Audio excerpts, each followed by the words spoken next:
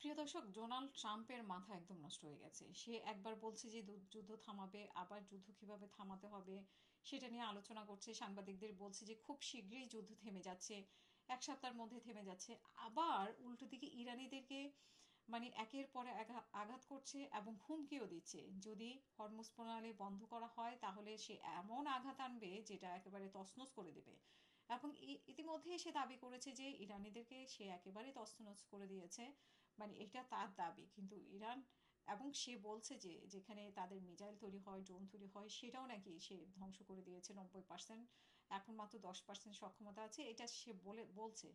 কিন্তু Iran Iran যেটা দাবি করছে যে তাদের কাছে এমন সব ড্রোন এবং মিসাইল আছে যেগুলো নতুনগুলোতে তারা হাতই দেয়নি, পুরাতনগুলো দিয়েই তারা কাজ চালাচ্ছে। এখনো পর্যন্ত কয়েক বছর যুদ্ধ চালানোর মতো পরিস্থিতি ইরানের হাতে আছে। কিন্তু ট্রাম্প একদিকে বলছে যে যুদ্ধ মানে শেষ হয়ে যাচ্ছে, আরেকদিকে কন্টিনিউয়াস তাদেরকে হুমকি দিচ্ছে, ইরানকে হুমকি দিচ্ছে যদি হরমুজ প্রণালী বন্ধ করা হয় তাদের উপর আঘাত হানা হবে, তাদেরকে এমন কঠিন শিক্ষা দেওয়া হবে। এবং অন্যদিকে শুধু মানে ট্রাম্প না, নেতানিয়াহু, যা যার যে বেঁচে আছে কি মরে গেছে সেটা নিয়ে খুবই গুঞ্জন চলছে, মানে সামাজিক যোগাযোগ মাধ্যম এবং মিডিয়াতে, সমস্ত মিডিয়াতেই আলোচনা চলছে যে সে আসলে বেঁচে আছে কি মরে গেছে। কিন্তু তার মধ্যে থেকেও তার একটা এক্স হ্যান্ডেলে একটা পোস্ট করা হয়েছে, সেটা আসলে সে করেছে নাকি কেউ করেছে সেটা নিয়েও সন্দেহ আছে। এবং সেখানে সে বলছে যে যুদ্ধ এখনো চলছে, এই যুদ্ধ থামবে না সহজে, এবং কঠিন হুঁশিয়ারি দিয়েছে ইরানের উপরে। এবং ইরানের জনগণকে বলছে যে তাদের স্বাধীন হওয়া উচিত এবং তাদের নিজেদের অধিকার রক্ষা করা উচিত, এটা তাদের জন্য এভাবে বোঝানো হচ্ছে। কিন্তু আসলে তো এটা তাদের মানে ইরানি জনগণ তো আর এত বোকা না, নেতানিয়াহু বা ট্রাম্পের মতো না। ইরানি জনগণ যথেষ্ট সচেতন, তাদেরকে বোঝানোর কিছু নাই, তারা অনেক বেশি শিক্ষিত এবং অনেক বেশি টেকনিক্যাল নলেজ রাখে।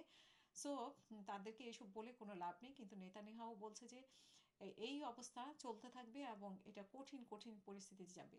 নেতানিয়াহুর কোনো পরিস্থিতি নাই, তারপরেও কিন্তু সে হাল ছাড়ছে না, কারণ তার সাথে ডোনাল্ড ট্রাম্পও আসলে এক মানে 35 মিনিটে সে কয়েক ধরনের কথা বলছে, একবার বলছে যুদ্ধ থেমে যাবে, আবার বলছে কঠোর পরিস্থিতিতে যাবে। এখন কি যে সে করতে যাচ্ছে কি যে করতে চাচ্ছে না সেটা এখন বিষয়। এদিকে তেলের দাম হু হু করে বেড়ে যাচ্ছে, এটাতে বিশ্ব থেকে তার উপরে চাপ। এই চাপের কারণে সেই হিমশিম খাচ্ছে যে এখন আহ, যেসব দেশের মানে যেসব দেশ তার কাছে কথা বলছে সেসব দেশকে সে কি বোঝাবে আর সে নিজে কীভাবে, যার জন্য সে হিমশিম খেয়ে এক একবার এক এক কথা বলছে, মানে 35 মিনিটে সে কয়েকবার তার কথার পরিবর্তন করেছে। এই পরিস্থিতিতে আসলে ট্রাম্প যে কি করবে, কোন সিদ্ধান্ত নেবে সেটা দেখার বিষয়। কিন্তু এইটা মানে অনুমান করা যায় যে ট্রাম্প আর বেশি দিন এই যুদ্ধটাকে ধরে রাখতে পারবে না, যে কোনোভাবে হোক নতি স্বীকার করবে, সেটা ইতিমধ্যেই আমরা ইঙ্গিত পেয়েছি। ট্রাম্প বিভিন্নভাবে ধরাধরি করছে যে এটা ইরানের যাতে যুদ্ধটা বন্ধ হয়ে যায় সেইভাবে নেগোসিয়েশনে আসার। সো খুব তাড়াতাড়ি আমরা একটা ফলাফল দেখতে পাবো।